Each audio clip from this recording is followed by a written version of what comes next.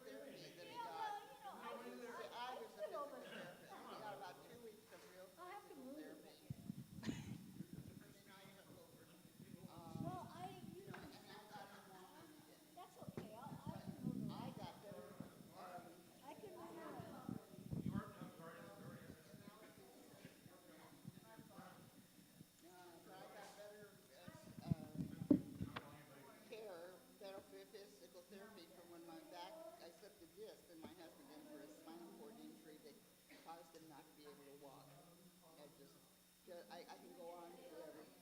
And now I can get everything. This is good, Susie? I know. Okay. That. Everybody would like it a little different. 1 inch? It was fine until, 2 inches to the. Don't listen to anybody. as long as I was sort of, after that, no. I can choose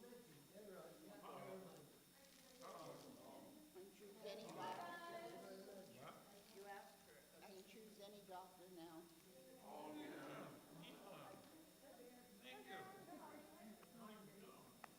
Martin Luther King.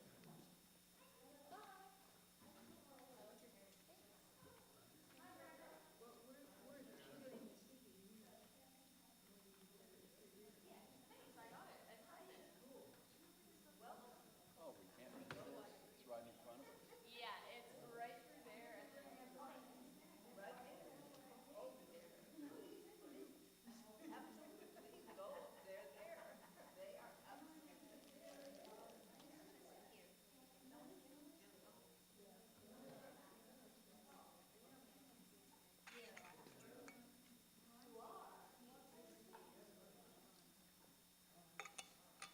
can start at 9, as people stroll in all. Yeah. I'm gonna move this table. So I can see. Okay. You want me to pay you now? Yeah, it's fine. But don't- Unless it's an additional mover's fee. No, Set up. Don't forget to get your check right. Okay, I will, thank you. And we have to talk about my personal. Yeah, thing. sure. Okay. Okay. Full house you brought 3 fans. Yeah, I know. I love it. There's 3 more on Zoom, so, Oh, good, yeah. good. No, that's good.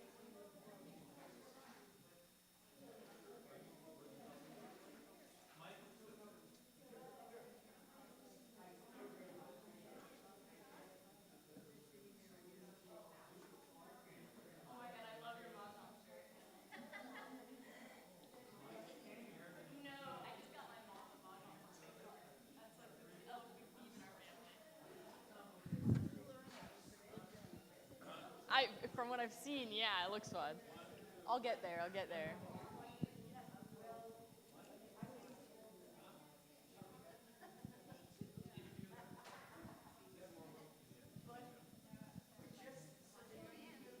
Should we start? Okay. Is it time? Looks like it. Okay. 10:01. Hello, I wonder if people can take their seats, okay? We're ready to start.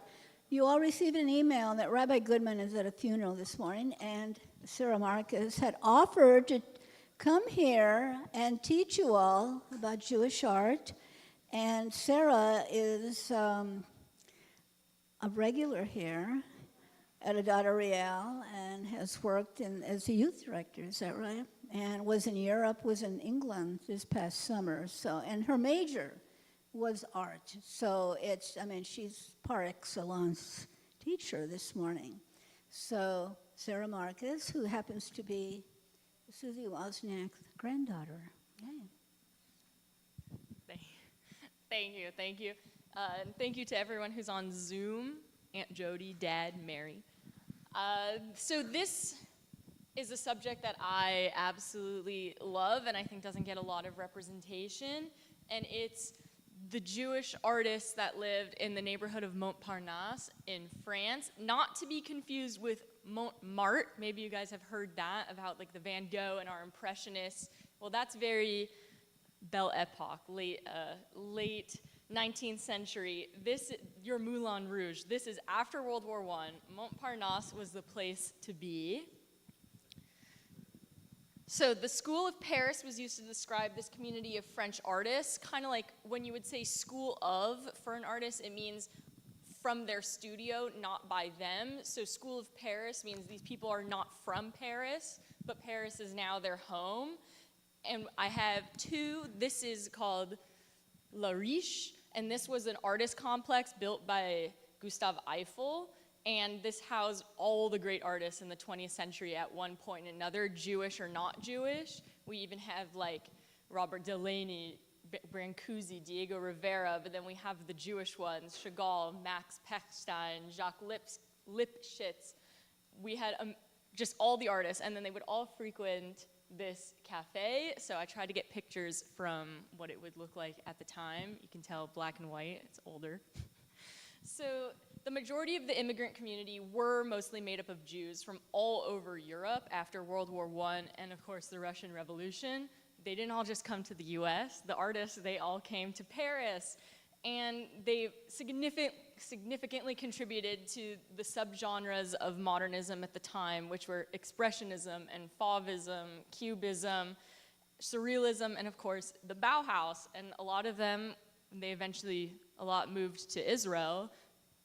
That's how we generated the Israeli art movement later, the city with the most Bauhaus architecture, Tel Aviv. So they often showed at this show called the Salon d'Independance, which was a reaction to the main salon, which was the Academy put on by the Académie des Beaux-Arts, so they could publicly present their works with no restrictions. So while taking emotional refuge in the community of the School of Paris, the systemic disenfranchisement of the European Jewish modern art world was spreading its anti-Semitic poison into the Parisian art scene. And Jewish artists in the 1930s were no longer able to publicly display their works. Collectors were forced to sell under duress, or they simply had their collections taken from them. And anyone who was appreciating the contributions of the School of Paris and Montparnasse had to do so privately. So this presentation, this is a little background, was to tell the story of how World War II and the destruction of the School of Paris, while one of the lowest points of Jewish cultural output, was not the final chapter. And this collection specifically shows the thriving life and community that was. Every artist that I'm going to show perished in the Holocaust, but all of the works that I'm showing were on the market in this past year, showing that there is still a robust collections market out there for these artists, and connecting them to contemporary Jewish artists to show how the themes are still alive, and that the contemporary artists stand on the shoulders of these giants from Montparnasse. So,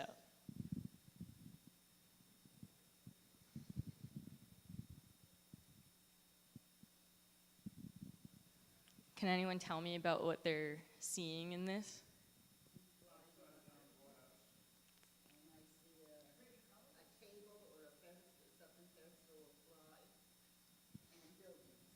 Was the fly the first thing people noticed? Was that where your eye went first? When I actually looked at this, I did not notice the fly at first. When I say not notice, I mean, it wasn't the first thing I saw. This is the colors and the upward motion definitely were what got me first. Oh, jeez.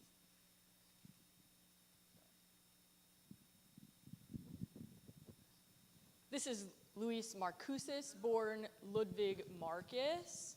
Then I showed you that cafe, all of his other friends that he lived with. He lived with Picasso and George Braque and this writer Apollonius. Apollonius was the one who convinced him to change his name to the more Parisian name that he had. And he was one of the great abstract painters in the Parisian Cubist art scene. He attended the Krakow Academy of Fine Arts before moving to Montparnasse in 1903. He is mostly known for engravings and etchings, but this is in his later work, he turned more towards abstraction. So we got the brightly colored geometric middle, which you guys pointed out, and we also have the fly juxtaposed in the bottom right, which is the one more realist-looking object. Does this look like anything to anyone? You see fountain? Upside down cup. Yeah, that was what upside down wine glass. Yeah, so similar to the cup attempting to trap the fly, the world of Marcusas and the rest of the Jewish artists of Montparnasse was closing in. When the world starts to lose its meaning, the art of abstraction is there to convey thoughts and emotions, which makes a lot of sense as this was painted in 1937, and you see the date of his death. Exhibited widely in Europe leading up to World War II, Marcusas. The invasion of France in 1940 forced him and his wife to flee to the countryside where Vichy, where he died within a year of hiding. He died in hiding he needed medical help and obviously was unable to get it. Though very well known at the time of his death with hundreds of works to his name, Marcusas, like the fly who was kept down, never had a solo show after World War II. And he fell into relative obscurity, just like the fly at the corner of our eye in art history. This piece sold for around $17,000 at Sotheby's, New York last year. We're seeing, I put the provenance and I put the exhibited on here to really show my point that he did not have a show past 1939. And Helena Rubinstein, was a huge collector, acquired it directly from the artist, and then it's important to show the provenance because we don't have the provenance, which is the history of an object's ownership. And you will see that a lot of them do not have very robust provenances or exhibition histories because when objects get stolen, the provenance is either obscured or hidden or not written down, or a lot of these people fall into obscurity and then we don't know what happens to these works until they show up one day. As you see, we don't have many dates. We just have 1967 as our last official date. So this is just an important part of really understanding where our art comes from and having a more keen eye towards that. Yeah.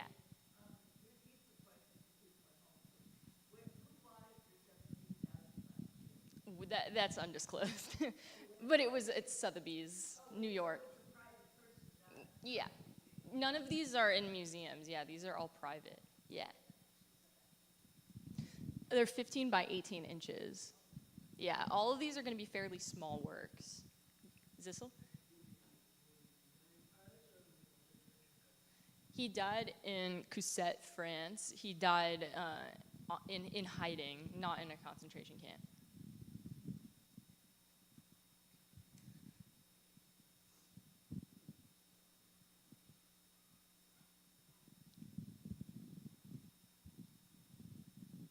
Does anyone have any thoughts on what they're seeing here? Zissel? Like a kid throwing paintballs?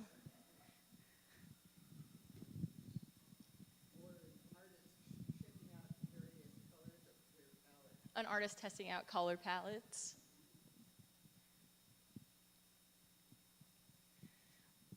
This is by Otto Flaunlich.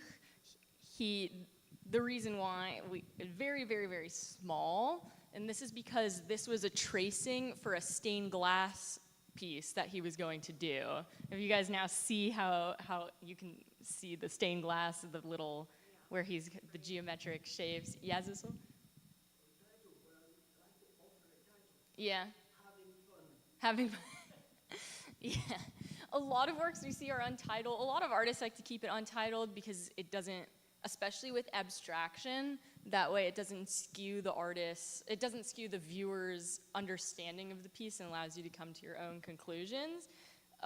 Otto Flaunlich is definitely the most famous of the Montparnasse artists that I have in this.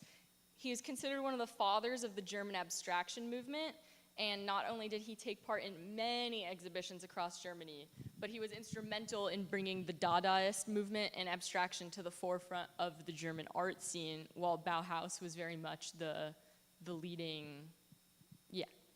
Now, I'm just wondering,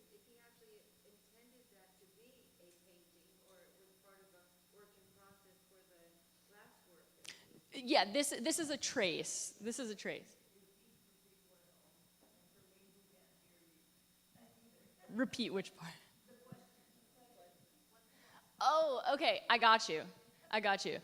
Okay. Well, it wasn't really a question, but a comment. Yeah, this was him. He did a lot of stained glass work. He was instrumental in rebuilding the Chartres Cathedral after World War I and their stained glass. In 1925, he moved to Paris and was actually, he was so famous that the reason why he actually wasn't killed earlier was because Picasso personally vouched for him, and so he was allowed to exist for a few more years. But as we see, this was executed in 1943, just mere weeks before he was taken and murdered. And not only was he just an amazing artist, but he was also an art theoretician who, along with writing art theory, opened a private academy in Paris in the 1930s, very similar to what they were doing in the German art school. Otto Frauenlich, you might recognize his work because in the Entartete Kunst, I have here the complete inventory of Entartete Kunst, which is degenerate art. I had his work right here, the new man, Der new Mensch. This was on the cover of the famed Entartete Kunst show that was in Munich in 1938, and I got to see one of the original catalogs for it, and so this is the page, Die Kostproben Entartete Plastik und Malerei, 3 examples of degenerate sculpture and painting, and then we have here the Jew Frauenlich, and then the new Mensch. And this is me looking at the books, and then this is the complete record of all degenerate art that was taken in Germany specifically. Yeah. It was called degenerate.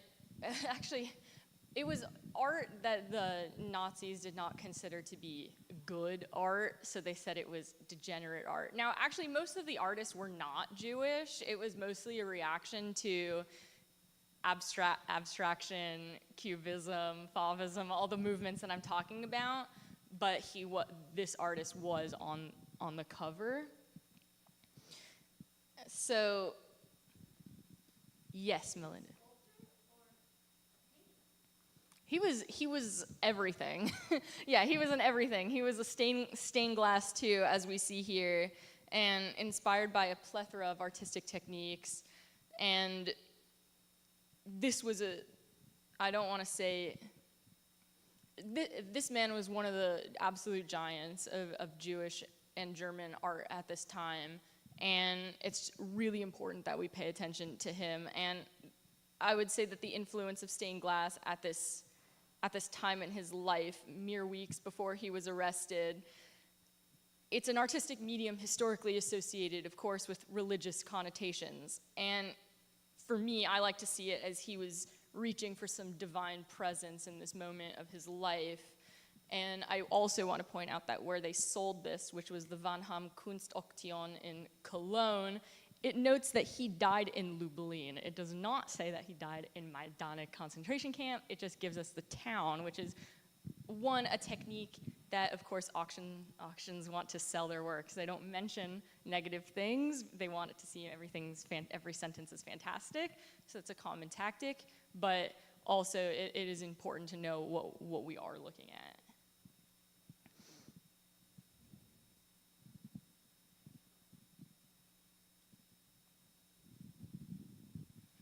Any thoughts over here? Otto Frauenlich, was he prolific? Yeah. A lot of what? A lot of kind of everything. But yeah, a lot of paintings. A lot of he has a lot of sketches.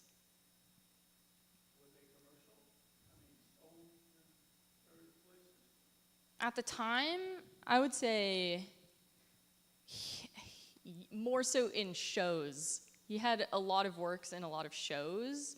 I don't really know about his market at the time. It was really hard back then because that wasn't really like the main thought of artists. It was more so to show off. It wasn't so commercialized back then. So I don't quite know.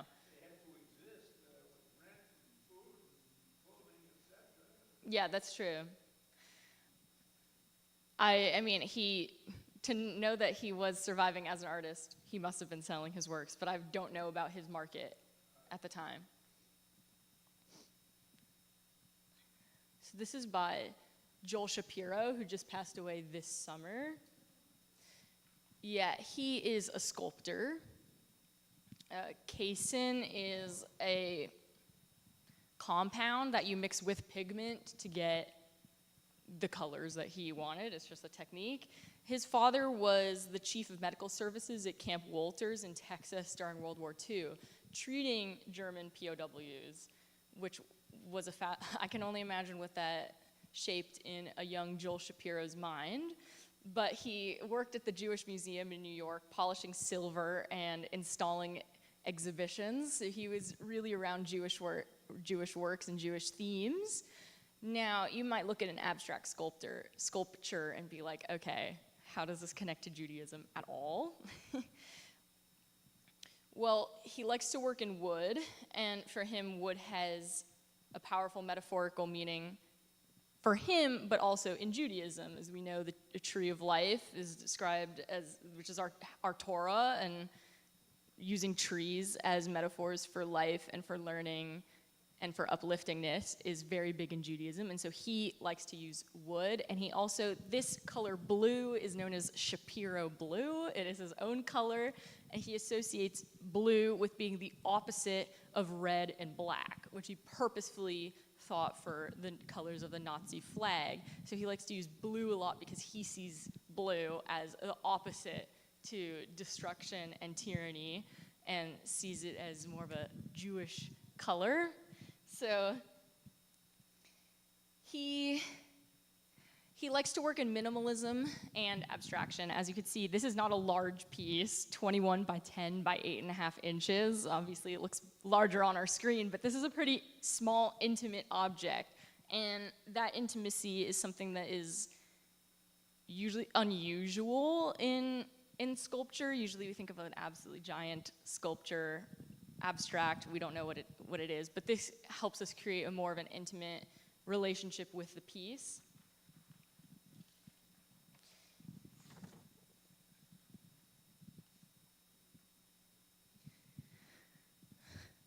So the upward movement, that's what a lot of these have in common. We've got this upward movement. They all share these two share a relative geometric likeness. Both have an upward movement within their abstract forms.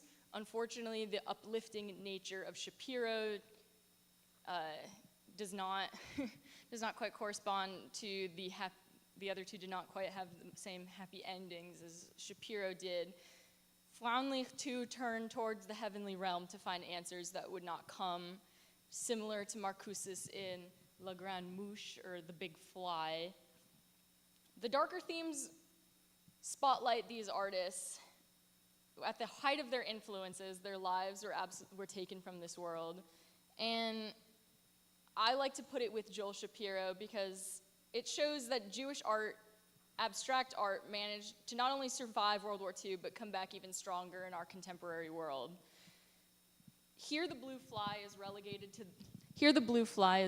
to the corner of our image, but Shapiro's really feels empowered. The blue is absolutely overtaking and flying as high as ever. It really seems to push past the boundaries of the form and to become its own figure. The destiny that Shapiro creates, to me, is one that Marcuse and the rest of the School of Paris, I feel, would have been proud to be able to see today. So I just want to connect all of our abstract pieces with our contemporary abstract pieces.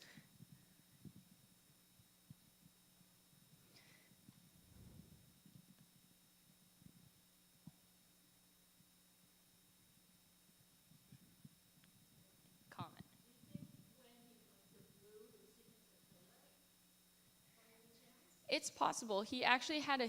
Oh, right. Sorry, I'm sorry. Asked if it was similar to Techelet, which is the strand, the blue strand on the talit. He has a lot of specifically Jewish works that he's done in partnership with the Jewish Museum in New York. So it's absolutely possible because we know that Jewish themes and objects are prevalent in his the ideas that he uses for his objects. So I wouldn't say no to that. Does anyone have any thoughts on this piece, what they notice?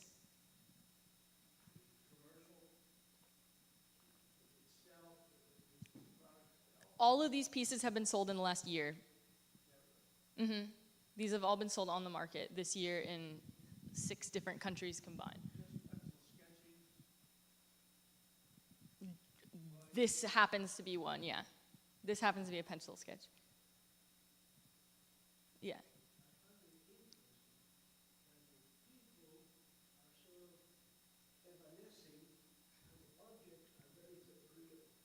Yeah. The lines, the lines are going through the people, and that the objects are more of the center.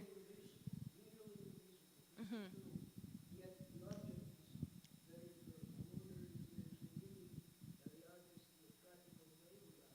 Oh my gosh, thank you for the transitions, Zissel. That is absolutely right, that the artist is conveying something through this. These aren't questions, so I don't know how to repeat the comment. Okay, Zissel, here. People can't hear unless it's on the microphone, so they cannot hear. Yes, I'll even amplify it.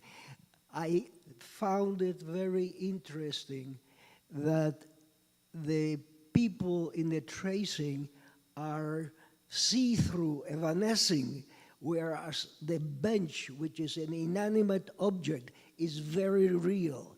Perhaps the artist is trying to show us the in the lack of other word, temporary, or that we are temporary, yet the objects are permanent. Thank you for the help. Yeah. Okay, since I've taken some art lessons, what I see is that there's perspective lines that, going to to an invisible, beyond the vanishing point. Right. Thank you. And it's like the shapes that somebody would preliminary draw with a man sitting down. Those are the basic shapes that you would make. So it looks like to me a lesson in art or something he's going to prepare for another painting or something. Well, I was just building on what Zissel said, that if we're talking about something vanishing, but we have an artist sketching her, and the art is permanent, more permanent Than the people? Saying art is more permanent than the people. This is by István Farkas. He was the most recognized Hungarian artist of the interwar period. In 1937, he even had a monograph already written about him. The Hungarian National Museum just had an exhibition last year of 170 of his works. Is extremely, extremely well-known artist at the time, living in the Montparnasse neighborhood in the 1930s, where it said, after the World War, after the revolution of the Fauves, after Cubism, and a few eventful days of Orphism, emerged the genius of István Farkas in Paris. This man was very well known, and typically in Farkas's art, we have a garden chair and a composition that has 2 figures. That is very common in most of his works. I cannot pronounce the title, but the setting of the work is his summer home in this town pronounced Székliget. Sigliget, thank you. This is where he made his annual trips in the summer until his deportation in 1944. The lack of color and the simple form generates this strong sense of isolation that you guys pointed out, where the objects are overpowering, the lines are going through the people and the objects are the focal point. While visibly interacting, the artist and his model are separated from each other by the chair. Typically in Farkash's work, the chair is white, but the monochromatic nature of the piece gives the impression that everything is being stripped of its color, not just the chair, but his entire world. We've got the lines of the background, as you pointed out, running through the model, while the artist seems to be sitting on a bench that doesn't exist anymore. This changing nature of his art indicates a real negative shift in the emotional state of the artist. At this point in his life, when he executed this, his deportation was being held off by his fame alone.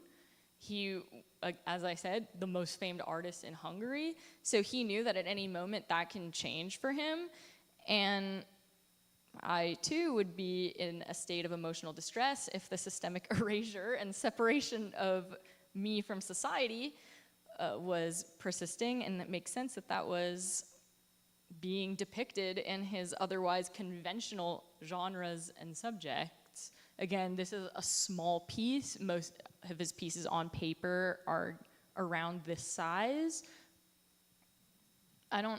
This was not a sketch for something larger. This was his work. And this was sold at auction in Budapest this past year. Sarah, got a comment on that. I think that Hungary was, of course, an ally of the Germans. And so until Hungary got out of the war in 1944, the Germans didn't go in and take the Jews from Hungary. So that's maybe why he didn't get picked up until 1944. True, but he was living in Paris. All of these artists were in the Montparnasse region in Paris. This is just his summer home where he went every summer. So that's the yeah. 5,400. This went for $5,400 US.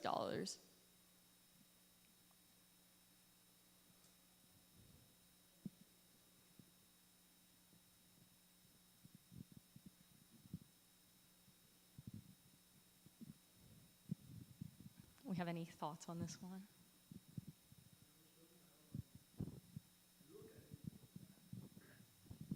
Somehow I look at it and it reminds me of puppies, like a little dog, a puppy, a nice white little puppy. That's what it reminds me of.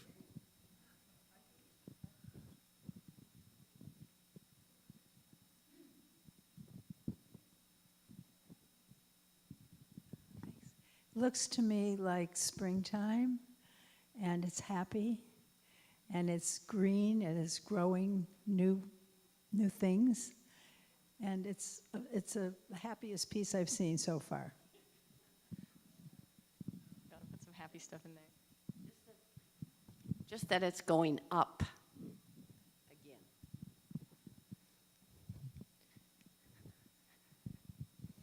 I appreciate those comments, and I especially appreciate that you were on the nose. Study for spring. Good job, good job.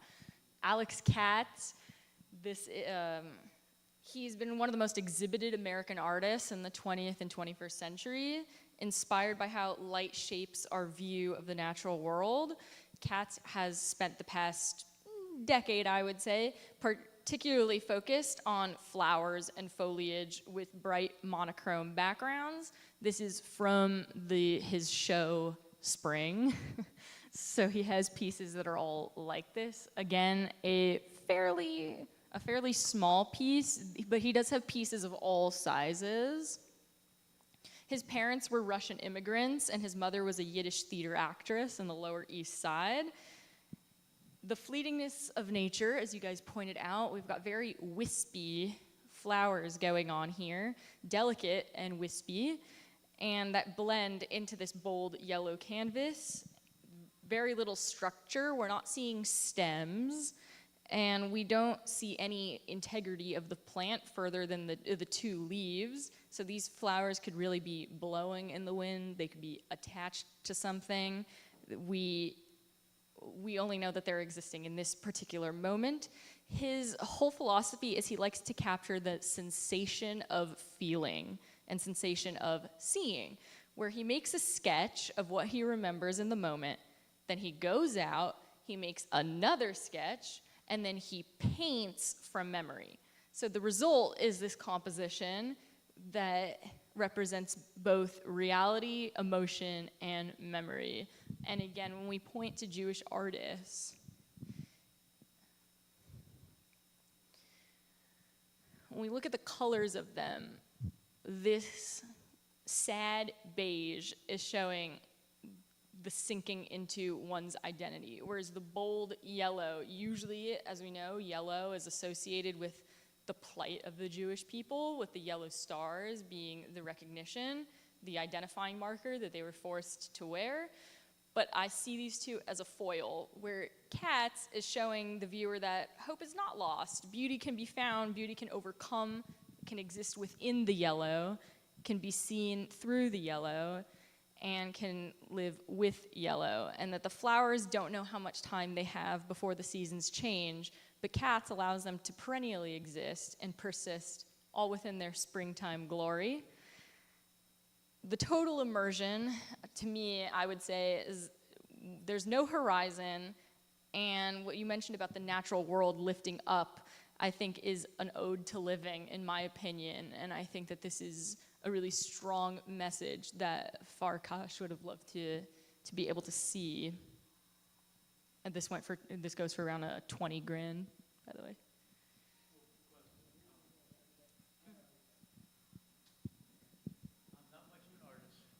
But I understand they had a hierarchy of colors, and the yellow was at the bottom, and that's why the Germans used it against the Jews.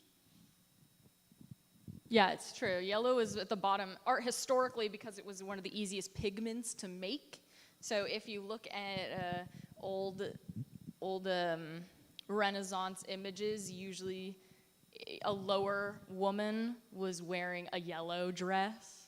And it's really because it was just such a cheap color. So that went into the character.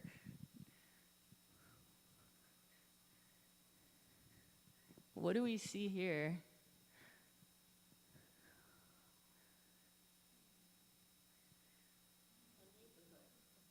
Oh, we heard a neighborhood.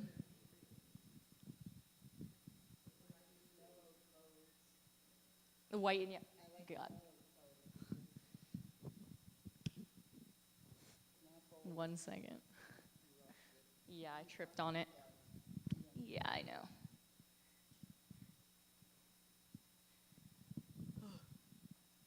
It'll come back. A peaceful neighborhood. Oh. It'll come back.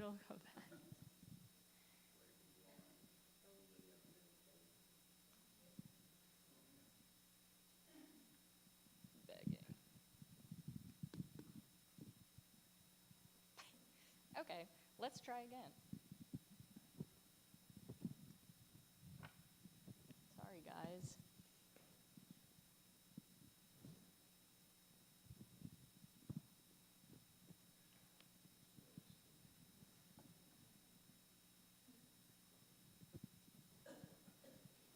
There.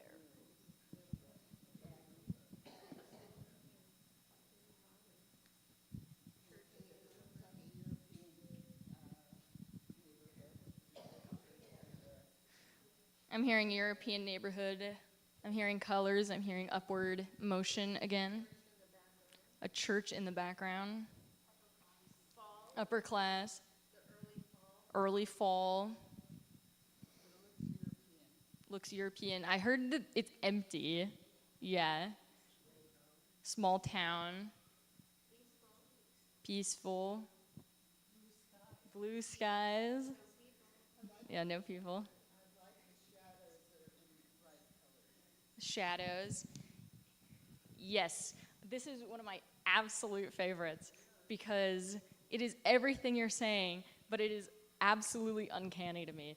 Do you guys notice this doubling effect right here? Yeah. That's interesting.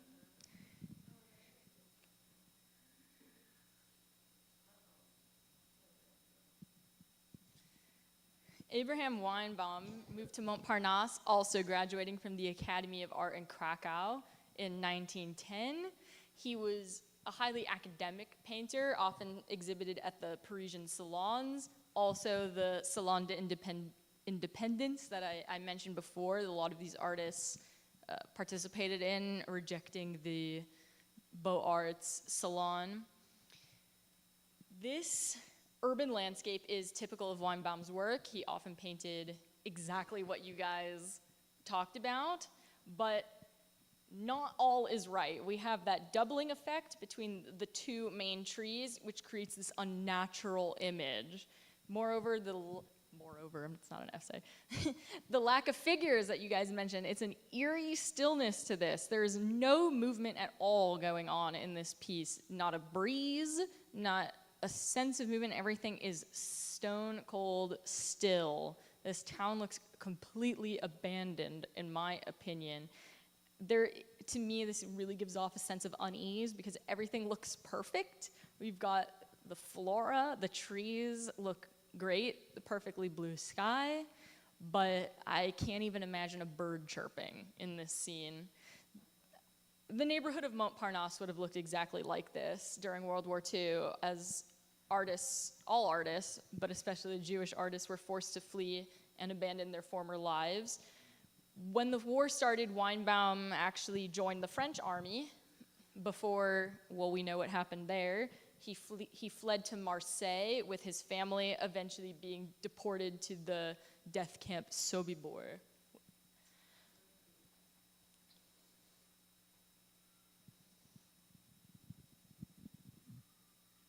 When we know the fate of the artist, and we know when this was executed, we know what was going on at this time, it really makes the paintings even more eerie and ominous. If nothing happened to this man and he painted this, we would have been like, this looks like every one of his works. Yeah, it's a little strange with the doubling effect, but knowing the fate of this artist, to me, kind of has undertones of foreshadowing, and I don't think he knew that the streets were gonna look like this in 1938, but knowing that they did look like that, I think it adds extra layers to the view from Condat. Yes. You're talking about right there? I'm not seeing a figure. I'm not seeing a figure. I see black, but no, I'm not seeing a person. I don't quite know what that detail is, but it's good to point out. Yeah, it looks like it's a door with windows, but I'm super unsure. But very good eye from right there.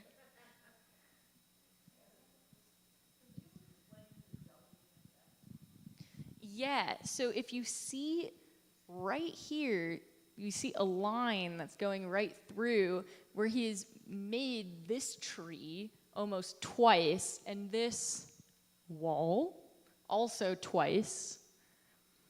And it's just this one uncanny bit of painting that is in this piece that shows you that not everything is right. I absolutely love this.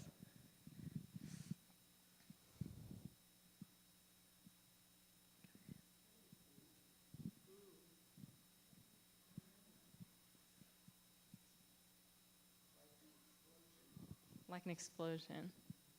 Was he a part of the Montparnasse, yes.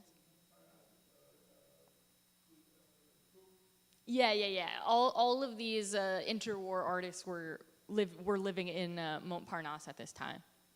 Yeah. Anyone else have comments? Zissel?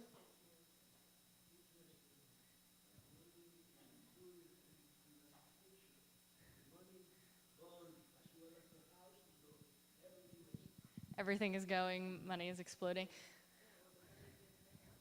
Did anyone notice this person falling out? Yeah. What was the first thing people noticed in this? The whole explosion, Bridget. Who can someone raise their hand? Who noticed the person before the words? 2 people noticed the person. 3 people noticed the person before the words. So did everyone else see the words before they saw the person? So the word says, "Your money talks."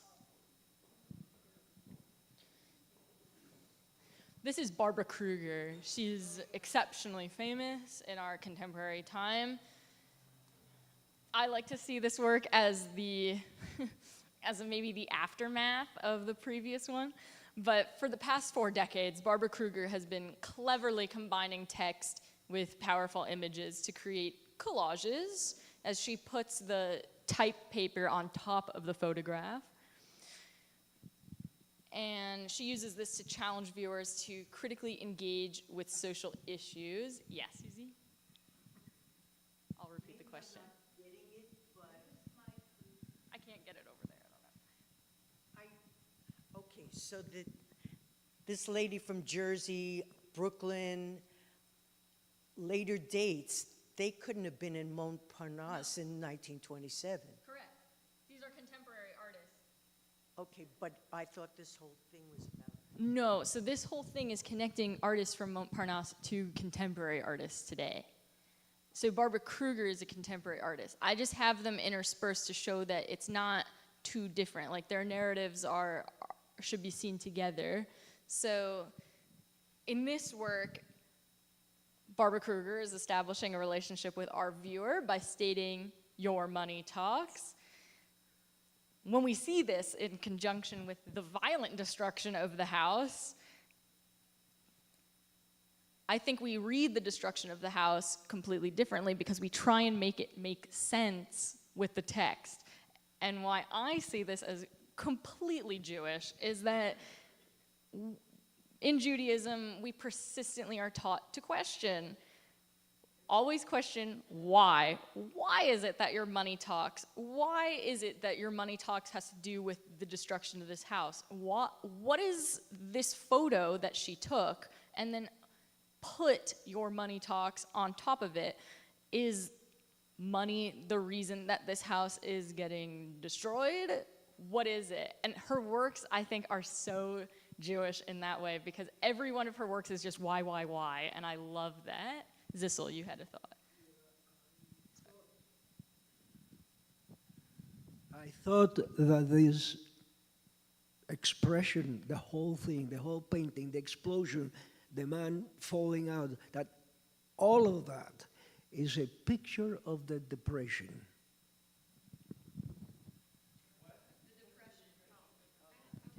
The Depression.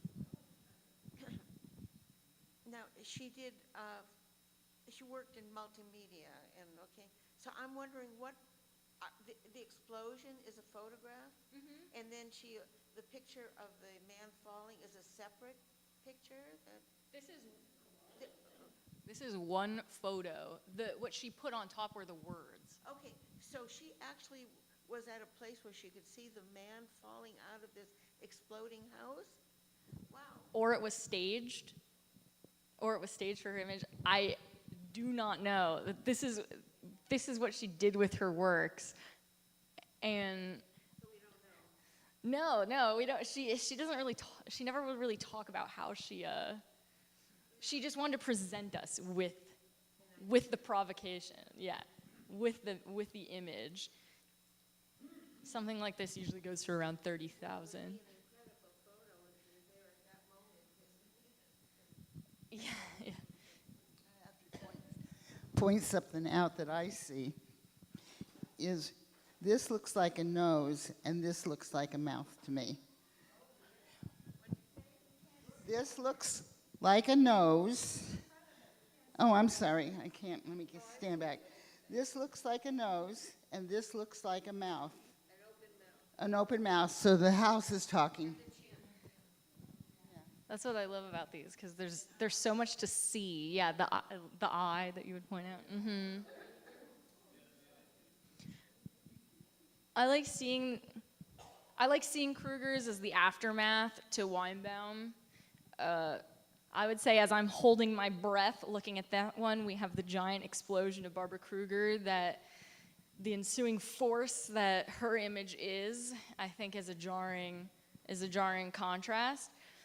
Now, when Kruger made this, she's obviously not talking about the narrative that Weinbaum is talking about. We know that she's commenting on America, because that is the country that she is in. But I would say that both show destruction, what is known and safe, in two extremely different ways, but with the same warning. And both are really asking us to scrutinize what we see, with that doubling effect, and also with the text on top of the photo, it's really asking us to question what exactly it is we're looking at. I would say that both are provocations in opposite ways. Weinbaum is concealing his message. It's a lot more subtle, whereas Barbara Kruger is shoving that one in your face, what she's trying to say. And I just really enjoy looking at them in comparison and in contrast of each other. And I would say that both are showing that no message is neutral. That's really what I would take from that. And like active Jewish learners, we are critical interpreters too. We're coming up to our last piece.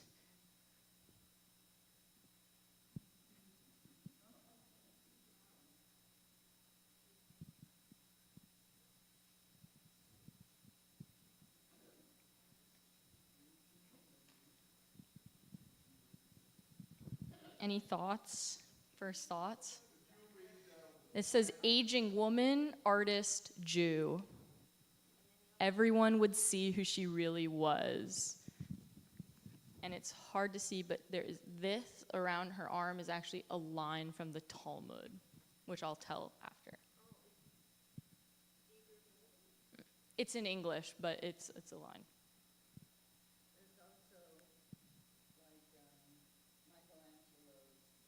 Michelangelo's Vitruvian Man. Yes, yeah, 100%, the exact same pose.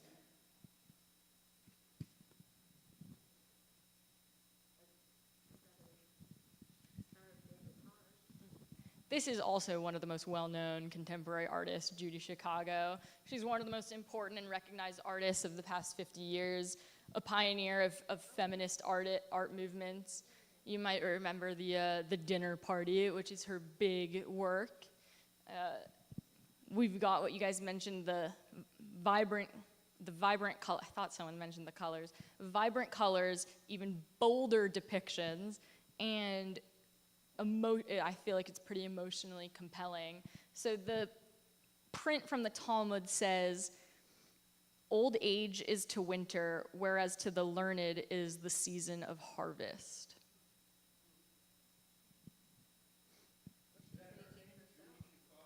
Yeah, Judy Chicago. She is, I think, telling the viewer that she's about to find out which category she falls under as a self-proclaimed aging woman over here. She's about to find out if she's learned or unlearned. I would probably guess, based on the colors, it kind of looks like the light is emanating from her. We've got that really bright white light, and it's actually fairly large, 2 feet by 2 feet. For a lithograph, which is a type of a print, yeah, thank you, a type of print, is a pretty large, and again, so it says edition 49 of 50. The image I found happens to be the 49th, but she only has 50 of these, which for our market purposes makes the price go up. And as we saw, this was pretty recent.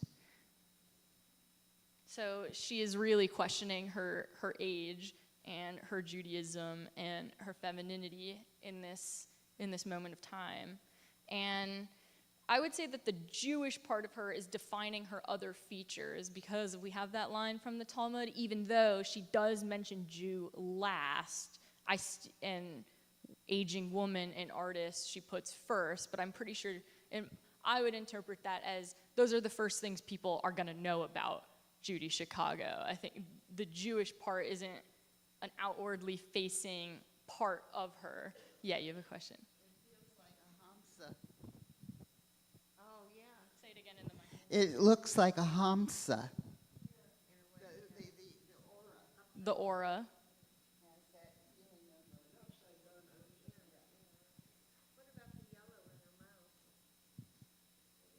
I think it's light. She asked, what about the yellow in the mouth?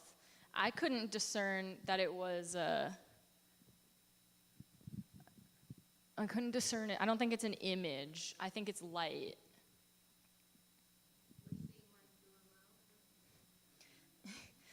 I don't have this comparing to anything else, but I have this because I feel that the artists from the School of Paris were reduced to their Jewish identity, and Judy Chicago uses it for her own empowerment. And I think that this is the culmination of this vision over here, whereas we finally see the contemporary Jewish artists being able to wield their Jewishness for re-enfranchisement, whereas they're able to define their Jewishness for themselves. It's not thrust upon them like we saw in Montparnasse, where they were defined by their Jewishness. She is taking her Jewishness and wielding it for herself. Yeah.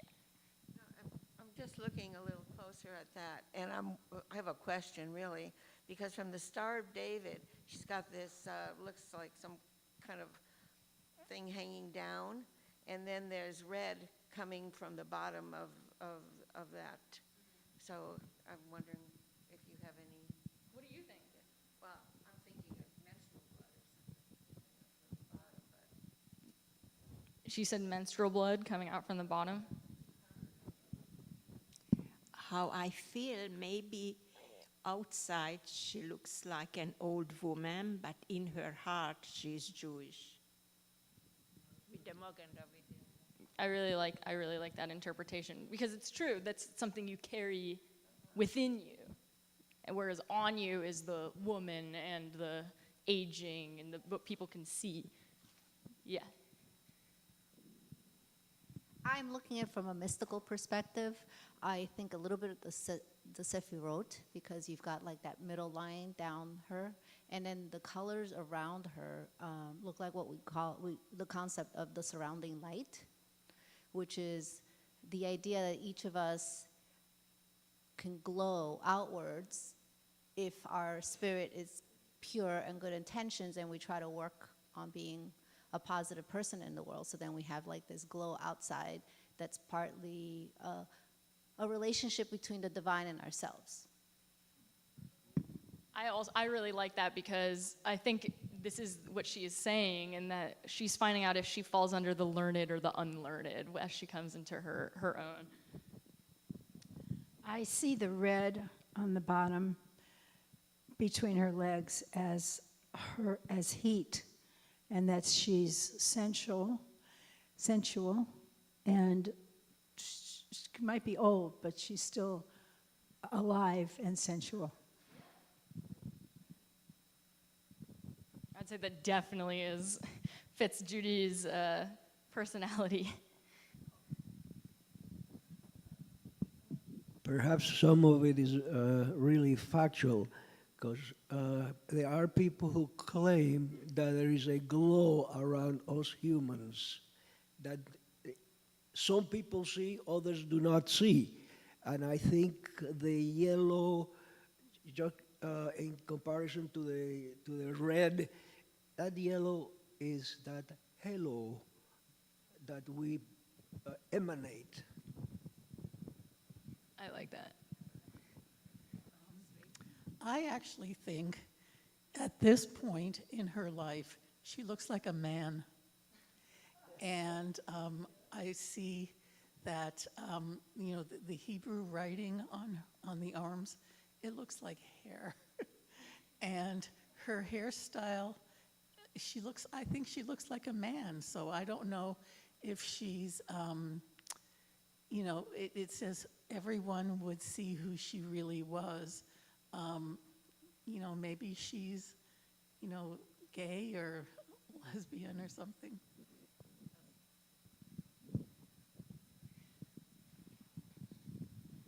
So yeah, as I said before, I like to end on this one because I think it is the absolute crux of Jewish reenfranchisement and power. But I wanted to show artists like this side by side with artists from Montparnasse from the School of Paris because they deserve to be side by side with our modern Jewish artistic giants. And our artists from Montparnasse were left to be forgotten. And there's so many I didn't include on here because we only have an hour. I'd love to do it again, but I wanted to show how their contributions to art history and the art history of the Jewish people is absolutely mighty. I mean, we had abstraction, we had urban landscape, we had nature, we had some people's final works in there, and some good old elderly Jewish woman to end it for our empowerment, and to show really how the expressions of Jewish persecution and Jewish values can be experienced across a multitude of genres and themes and motifs. But thank you so much for having me here today. There are so many more amazing Jewish artists from Montparnasse and of course the present. And I hope we learned about some new artists today. And if your budget allows it, some new investments. Montparnasse today is just another neighborhood. It doesn't have much of an artistic influence. The original restaurant that I showed, Le Doum, is a Michelin star restaurant today. Actually, it is not a cafe anymore. And it is now just a neighborhood. It doesn't have any artistic influence. But yeah, he asked what Montparnasse is today. It still exists. It's just not an artist colony. No, I actually haven't been to Paris, so no. But thank you, guys.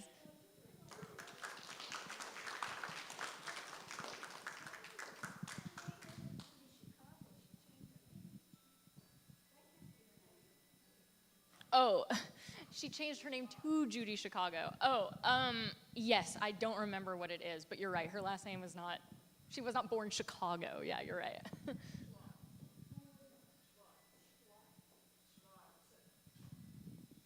Schwartz.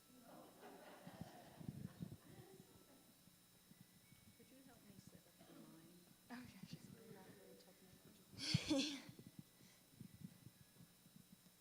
Look at that, exactly 11. Oh my God, there's so many artists I didn't even mention, like Jacques Gottko and Alice Hoherman and Chaim Soutine. This one? Chagall. Modigliani. Oh my gosh, yeah. This is the one. And I know I have to go on. I've got it. Hold on, I've got it. No, I don't. No, this goes in. Oh, I'm wrong. It does, I know. This might actually go automatically.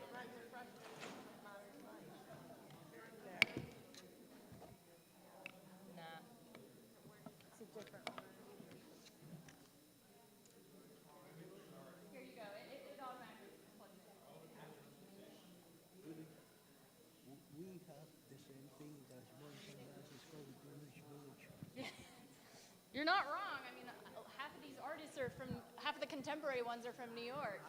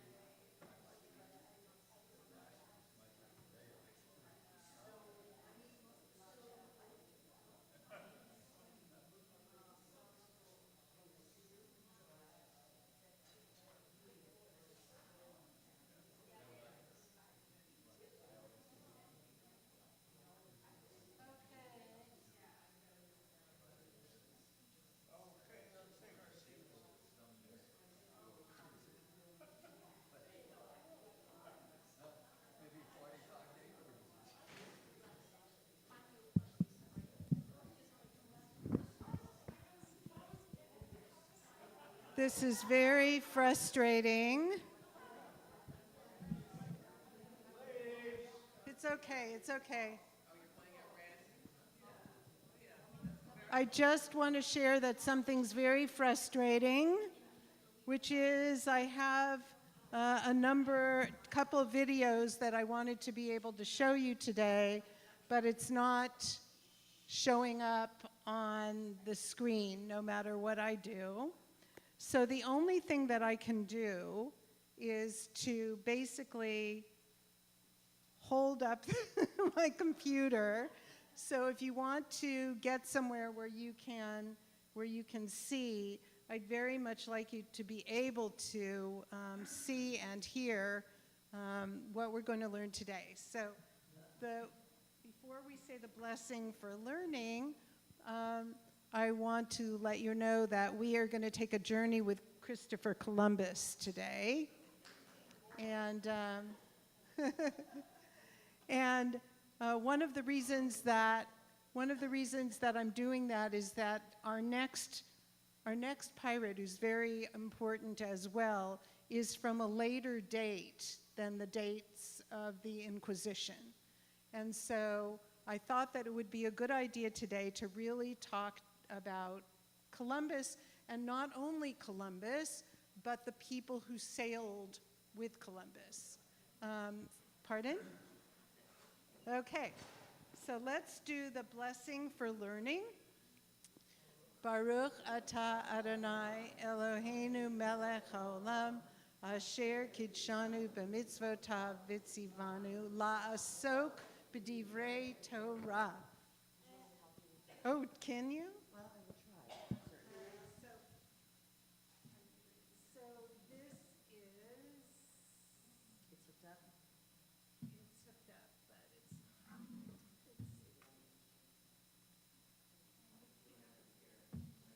So it's not traveling over there.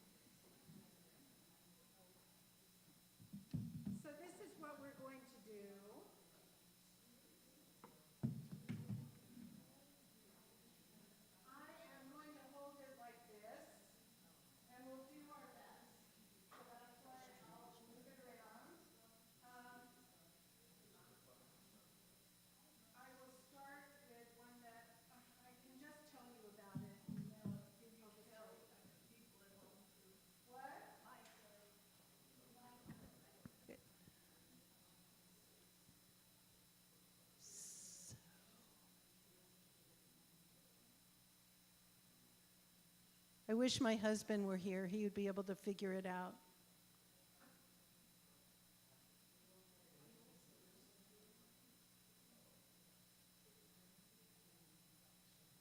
Just a minute. So, a number of years ago, Christopher Columbus had got his DNA checked. And it was a Spanish community of scientists who went to his resting place, which I'll tell you about. And thank you.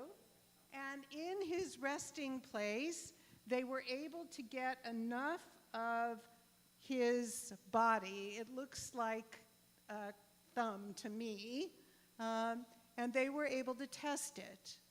They also tested the DNA against his son's remains, which were buried in a different place, and also from a cousin that he had.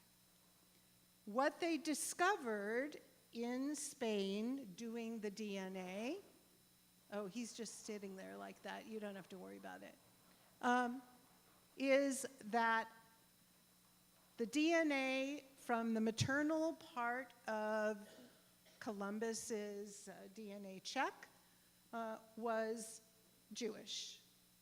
And the DNA from the father's side of Columbus's DNA was Jewish. And that both of those were Sephardic. And because of that, do you remember where Columbus was said to have lived? Pardon, yes, in Italy, and he was not. And we'll go into where he lived a little bit more. So the people who were did you see the pictures of did you see the pictures of the scientists or anything? The scientists spoke and said, this is not a new idea. In reality, people have been talking about the fact that Columbus was Jewish ever since the Inquisition. And so, I think you can turn, let's flip it on. So, I'm sorry that I couldn't show you the scientists and the pictures and the piece of whatever kind of leftover of Columbus there was. They had it, they took it from a place that he was laid to rest, which was in a church. And so one of the things that occurred, of course, is that there was an early discussion. I'm going to unplug this because what the heck. There was an early discussion about, okay, if he was laid to rest in a cathedral, and if he, if he wanted to cooperate with the Spanish king and queen to take the trips to discover the new land, then how could he be Jewish?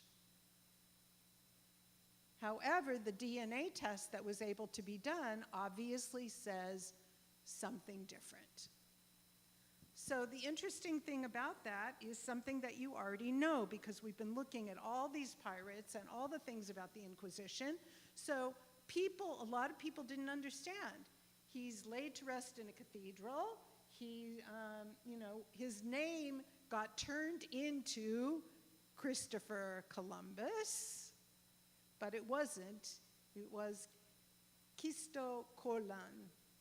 And Colon is not necessarily a Catholic name, but was somewhat a Jewish name.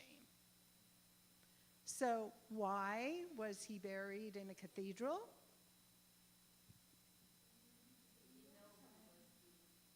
What, he didn't know? You're going to find out in a minute that he did know. They didn't. They didn't know. But why didn't they know? It would be an embarrassment to the king and queen of Spain and also the heads of Italy. It would have been an embarrassment to the king and queen of Spain, yes, but it is possible. What we've learned so much about conversos, right? So it is a very possible thing that Columbus did what so many other people did, which was that he converted and that that's what they thought. I very much doubt that Ferdinand and Isabella would finally have said yes to his journey if they had any suspicion that he hadn't really embraced Catholicism. But let me tell you something else. There were a couple of different things besides the DNA that were really, really important with regard to an understanding that Columbus, very, very most probably, considering DNA, was Jewish. Here's one. He referred to the temple and the Temple Mount very often. And the words that he used for it were often in Hebrew. When he wrote his son letters, if they found that there were Hebrew words in Hebrew script written in those letters. Yes? By his own hand. We may have the opportunity to learn a little bit about what they did for a living, but what they did for a living, which is with regard to fabrications, were very much a Jewish family's career.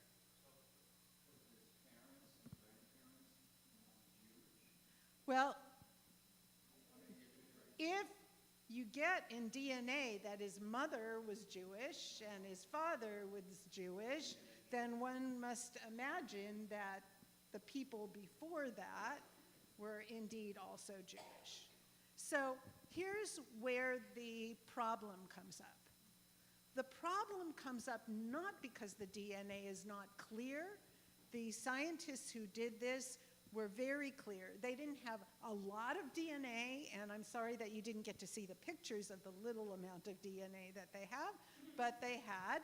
And so the people who did the DNA tests did not put it out to other scientists in order to be able to have those other scientists take a look at those things. And scientifically, that often is the case. You find something, you do it, you put it out for colleagues or other people to look at. That they didn't do that really annoyed other scientists.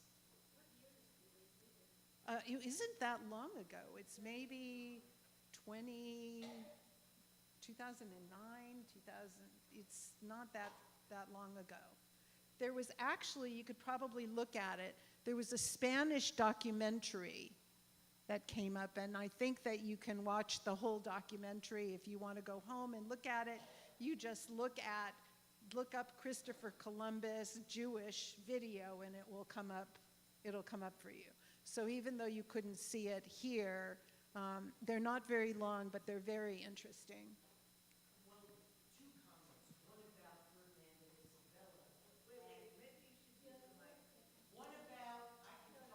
Yeah, I will say what you say. One issue is about Ferdinand and Isabella.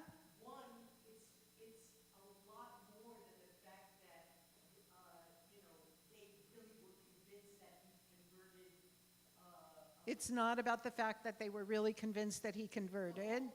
Basis of the Inquisition is that no one trusts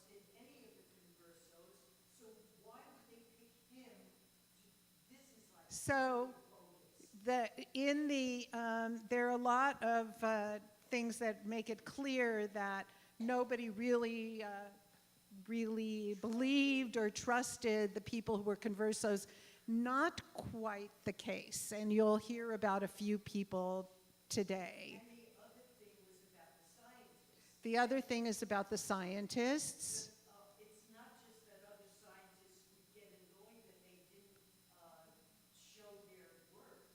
It's that the reason that work is shown is so that it can be proved and disproved. Right. So it's not just that they were annoyed, the other scientists, but they wanted to be able to prove or disprove.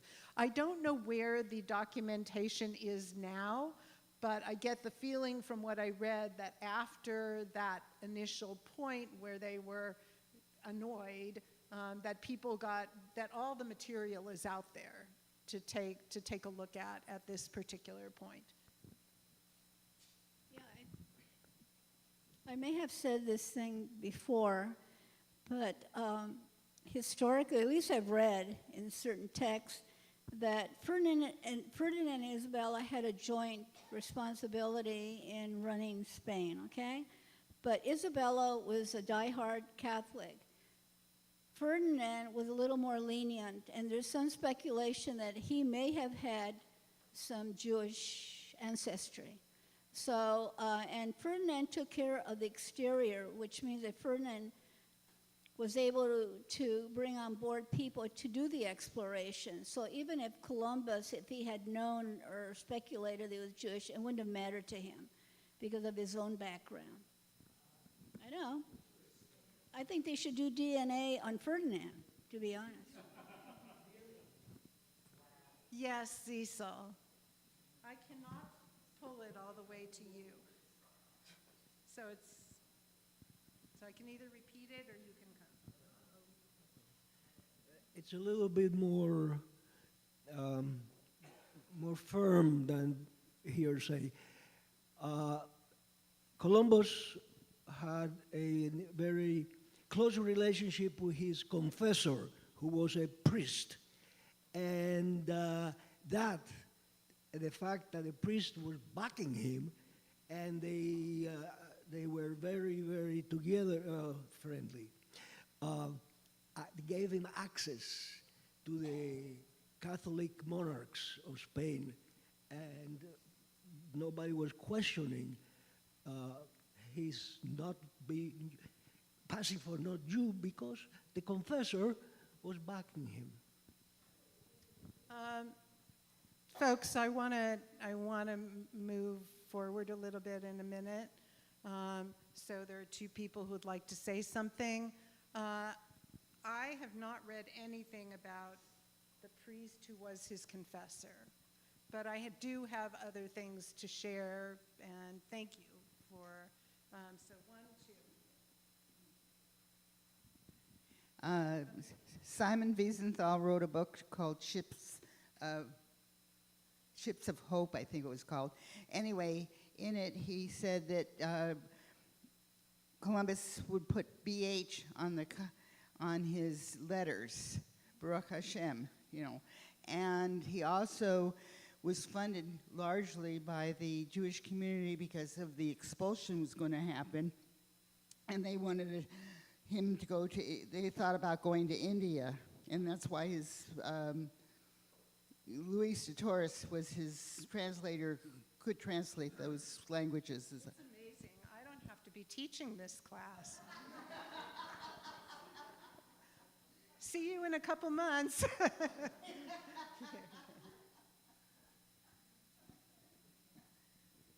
I read one of these Columbus book that Ferdinand was more lenient because his grandmother or great-grandmother was Jewish. So the Jews in Spain, what was the largest Jewish community in the world during the time of the Inquisition? Spain. So with many Jews, we know all about this. Some of them preferred to die rather than convert. We haven't talked about that before, but that certainly is the case. And the number of Jews that converted to Christianity out of that kind of fear was 200,000. And we also know about those who practiced in secret, which is a little bit of a description of Christopher Columbus. So I don't know about the person who was the priest or anything like that. But what I do know is that even though there were a number of Jewish conversos who were not believed, there were a number of them that were believed, even if they weren't believed. So what that really means is, if somebody had something significant to offer, they would close their eyes to the fact that they really kind of knew that they weren't really committed to Catholicism. So here are a few of those people, and we're also going to talk about the people who came onto the ship. There were famous physicians of the royal court, like Francisco Lopez was one of them. There were poets and writers like Juan de Mena, and bankers, no surprise, right? Like Gabriel Sanchez. And they were all conversos whose new religion enabled new opportunities for them. Now, this didn't happen just in the time of the Inquisition. We know that this happened in the 1700s and the 1800s when there were things going on. There are a lot of these kinds of stories. So when the Inquisition in 1478 was established, those who were insincere about their new faith had to do something uncomfortable, to leave, to run away. On 1492, on what date? January 12th, Christopher Columbus, who was a merchant, a navigator and explorer, met with King Ferdinand and Queen Isabella to seek funding for a proposed voyage westward along the Atlantic for the reason of being able to find a sea route to India. Why India?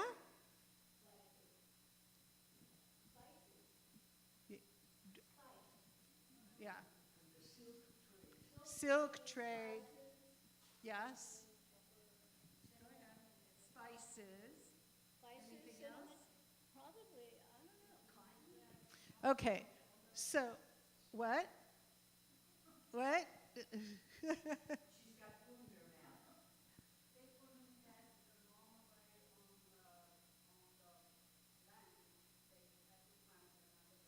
Right.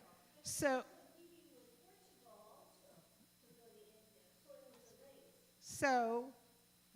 just what I said before. So it was very difficult to get to India. And since they were buying loads of different kinds of things, perfumes and spices and cloth of many different kinds, what they wanted to do was to be able to find a better way to get there. So these are all luxury goods, and they were really high in demand in the 15th century. But there was also not only a difficult way to get there, but there were ongoing wars all the time. For the Ottoman Empire and Muslim warships in the Mediterranean, they all blocked off the trade routes. It was understood that the world was round at this time. It's really important to say, right? Because that didn't deter anything that they wanted to do. Transatlantic voyages were considered unfeasible due to a Gulf Stream. And that would mean traveling across eastward winds over unknown periods of time and contending with severe storms and hurricanes. Due to these dangers, and due to the fact that she thought she was going to lose a lot of money, Queen Isabella was not convinced and turned down Columbus' request. This was not the first time that Columbus failed in fundraising, which makes me think that maybe he doesn't have our DNA at all. He made an earlier attempt to convince the Spanish monarchy to support his mission back in 1486, and he also tried to get funding from Portugal before that in 1484. But nobody seemed to think that Christopher Columbus could actually make this happen. Now, one of the things that isn't said in any of the texts I read was, obviously, we have had comments that say Christopher Columbus left Spain on the ships, the Nina, the Pinta, and the Santa Maria, on the day that the Inquisition actually struck, and that he might have had a sense of that.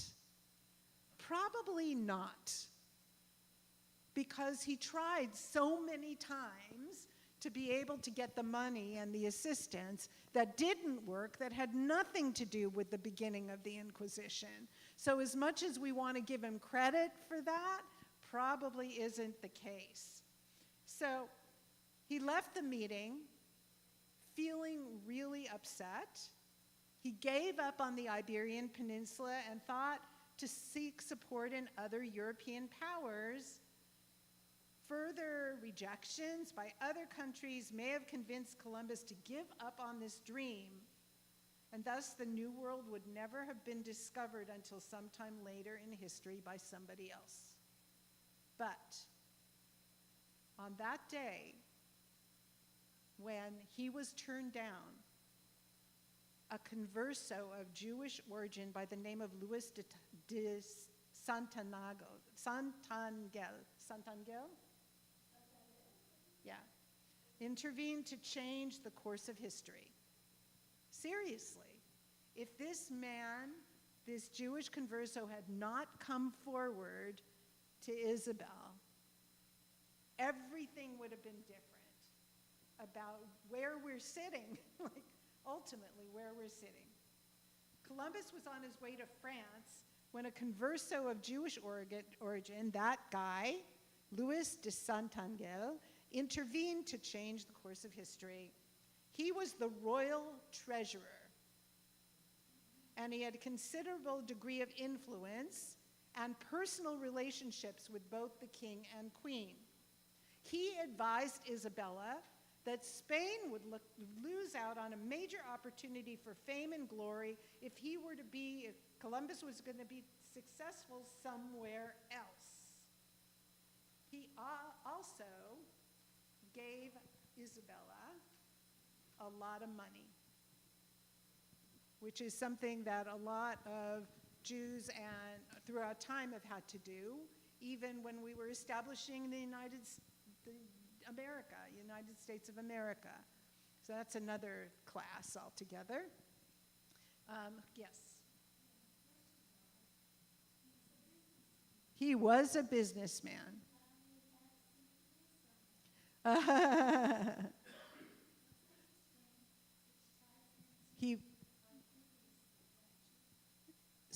Something that's interesting, yes. Your niece in London. Her niece in London is a curator at a museum.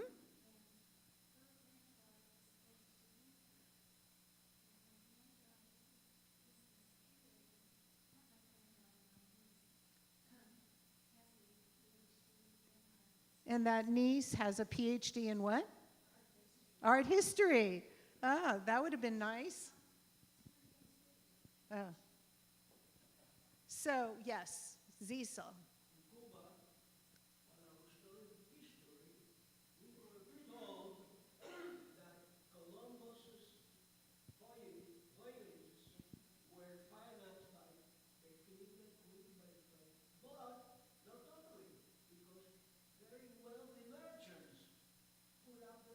And guess who they were?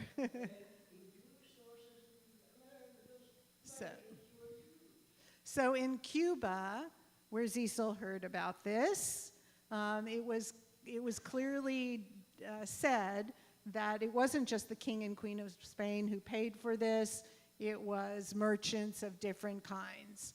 In this particular case, it was their own person who was in charge of funds in the country that did that.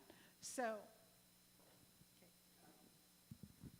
It wasn't the Inquisition that was driving this, it was the expulsion. And the decree came out in March of 1492. He sailed in August. It was a 6-month decree. And so they sailed. Okay, I do that all the time. Sorry. They sailed, according to Simon Wiesenthal, the night that the decree was going to be enforced. You had to be out of Spain by that day, which was Tisha B'Av.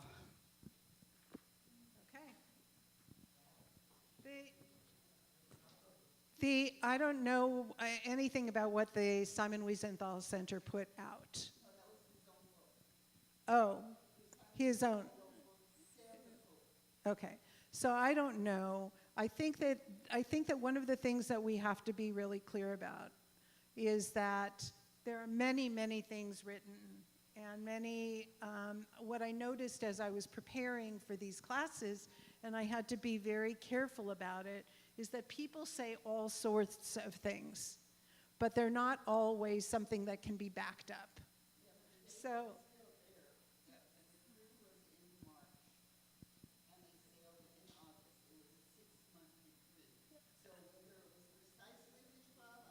Okay, the 6-month decree for going. Okay, so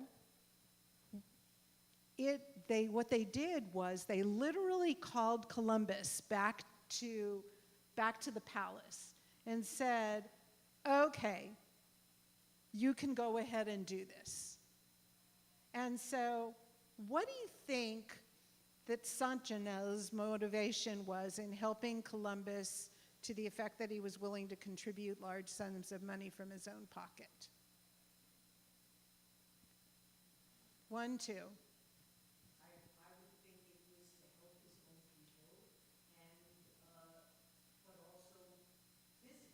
Okay, both business and to help his own people. Cecil, do you have anything else?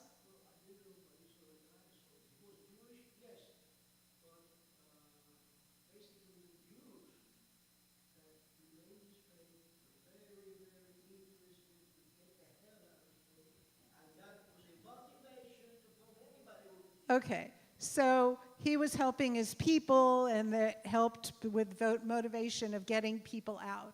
Now, one of the things that we just have to know is they had 3 ships.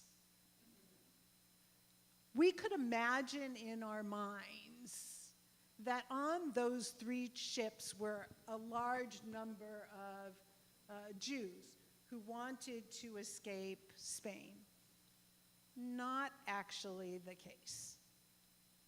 So I think that probably his hope was something a little bit different than getting people on those ships. His hope was that Columbus would go far enough wherever he was going to be able to land in some place where people who were Jewish could go and be safe. That was much more important for the Jewish conversos who were helping than any kind of immediate, okay, everybody, get your little knapsack and get on the ship. That's not really quite the way that it worked. Okay. But the ships originated from Italy, not Spain. Correct? They came from Italy, but they also, which ships are you talking about? Yeah, they weren't created in Spain. But the Spaniards took over the responsibility for the travel, for the whole time that he was on the sea.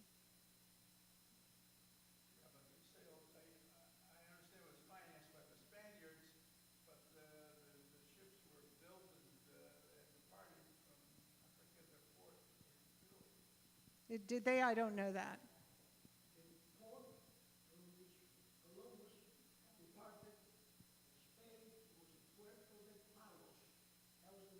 Puerto de Palos, but it was in Spain. Yes. Yeah. Okay. No women on board.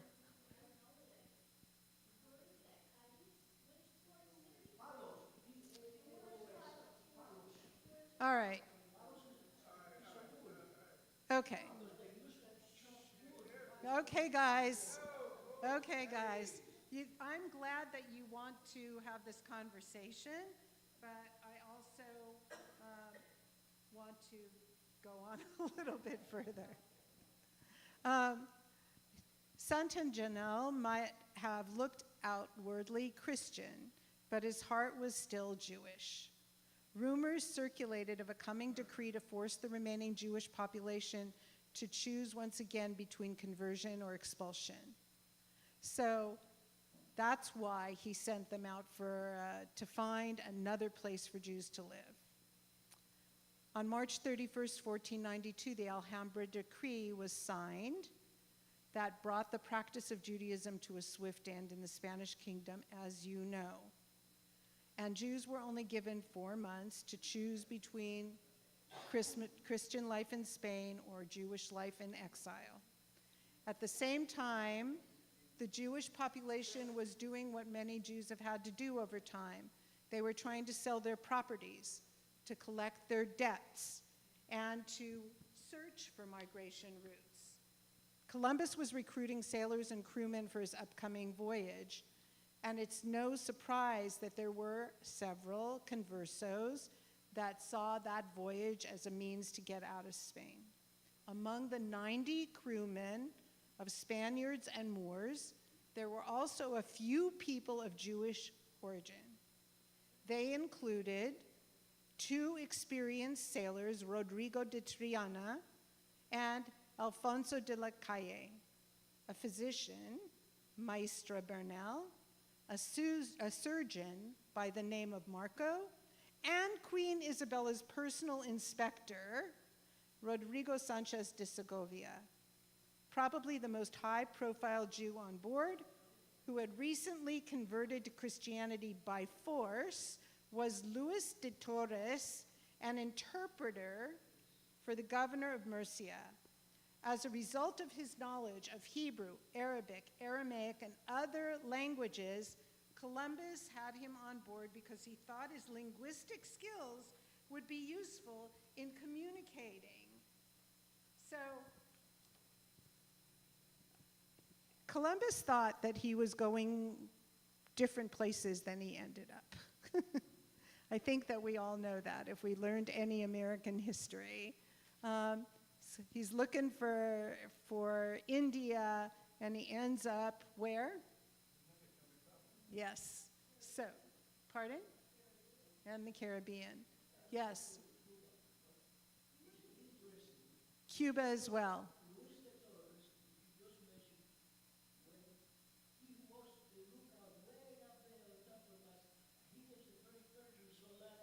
I was coming to that, but thank you, Cecil. We're talking about the person we already talked about a Jew who made this journey happen. We're also talking about people who are really important who were on this ship. These people on the ship would never have had a physician, they wouldn't have had a surgeon, they wouldn't have had anybody who had enough languages in order to be able to communicate, and that's what happened.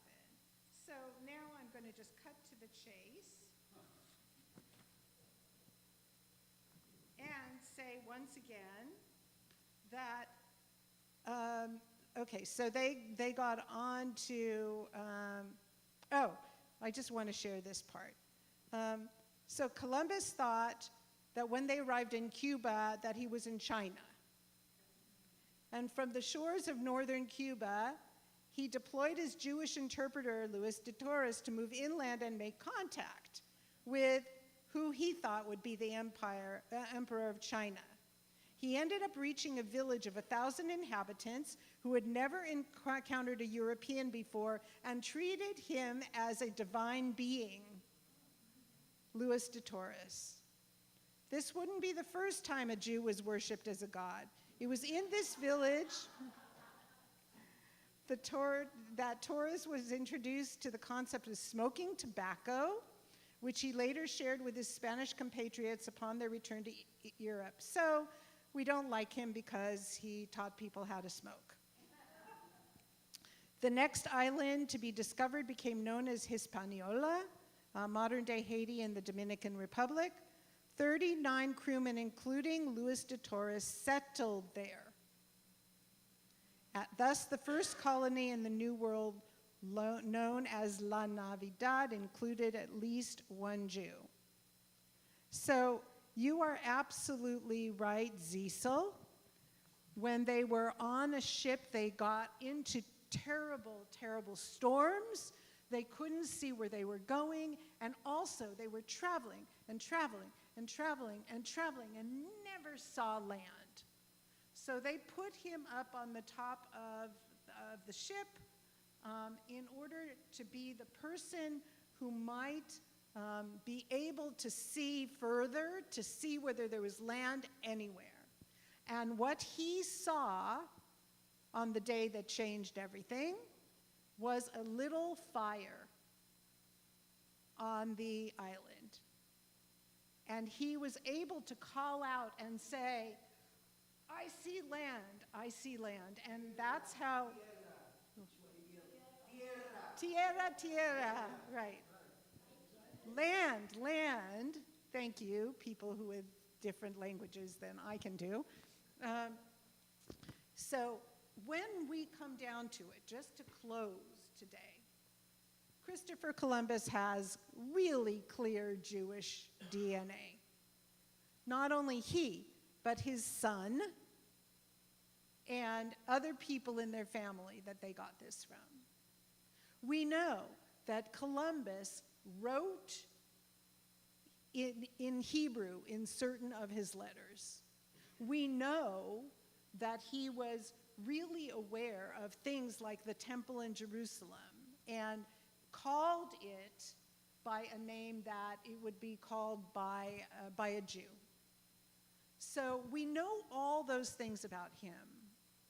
But we also now, yes?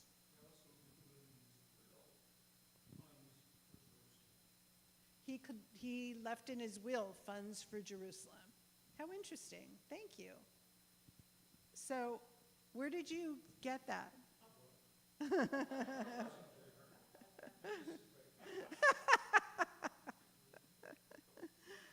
Okay, so all of these things. And now we also know that these ships would never have set sail if it wasn't for Converso, who was clearly dedicated to being a Jew.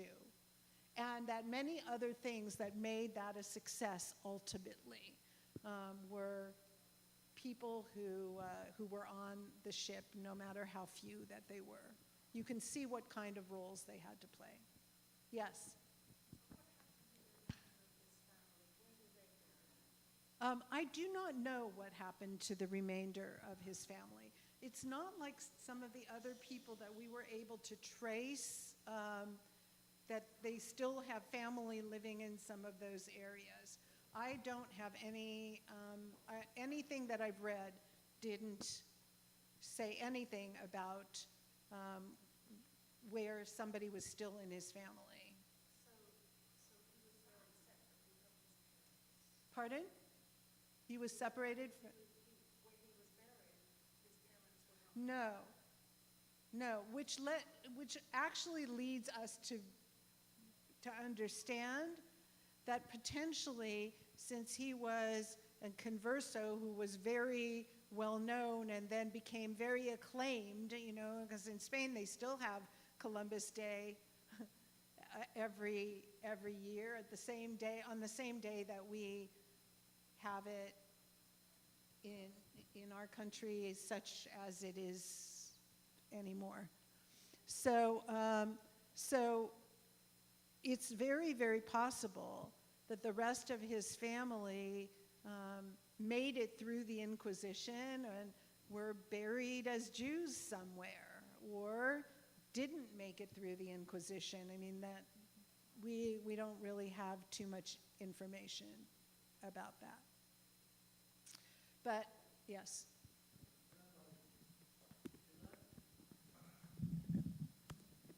It doesn't come this far. Anyway, it's good exercise, Esau. I'm all for it. I'm getting old and complacent, so I need the exercise. Okay, where was I going? Yes. It turns out that many of the Jews that remain in Spain lost their families, lost the connection to Judaism, and they were just plain old Spanish churchgoers like everybody else. But occasionally, and this I can talk from experience, a traveling salesman who had been Spanish came to my father's store, and he told the story that he was digging in Spain, he was digging in his garden and found a book, a prayer book, a Hebrew prayer book. So he knew that his roots were Jews. He didn't convert into Judaism, but at least he knew that. And he is not unique. So I did my rabbinic thesis on the documents that were done by a rabbi, Rabbi Shmuel de Medina. And Rabbi Shmuel de Medina lived a number of hundreds of years after the Inquisition. But he was known for being a rabbi who would get asked by people who were part of converso families whether they could return to Judaism even much later than their ancestors experienced the Inquisition. And so one of our weeks that we're together, I'm going to give you the opportunity to see the letters, some of the letters and some of the things that people asked for and how they dealt with it rabbinically even many, many years after the Inquisition. So that's upcoming. So thank you, and I'm sorry that I'm sorry that the videos didn't work. And please go on, if you're a computer liker and you want to go on and take a look, they have several different videos that are, if you put in Christopher Columbus Jewish, are really interesting. And particularly if you want to see the DNA things, please go on there, because I'm so sorry I couldn't. What? YouTube. Yeah, there's one French channel that did the whole thing about what happened in Spain. I can't.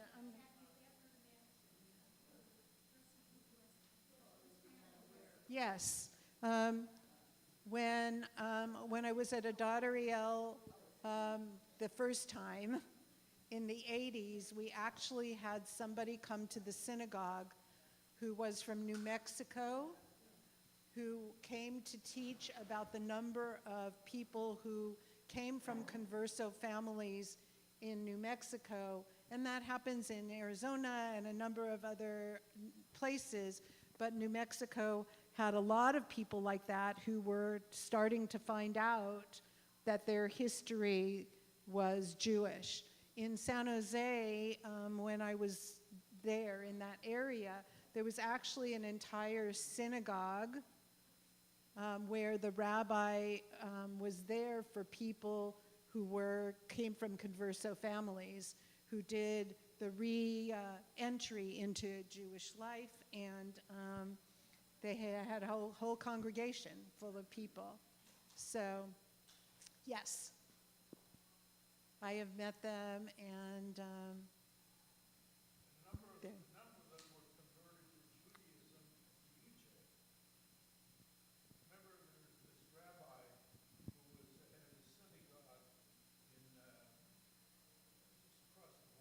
There were a number of conversos who became Jewish at the University of Judaism. Yeah. So it's an interesting thing, which we won't talk about now, is the issue of conversion of people who come from converso families. So stay tuned.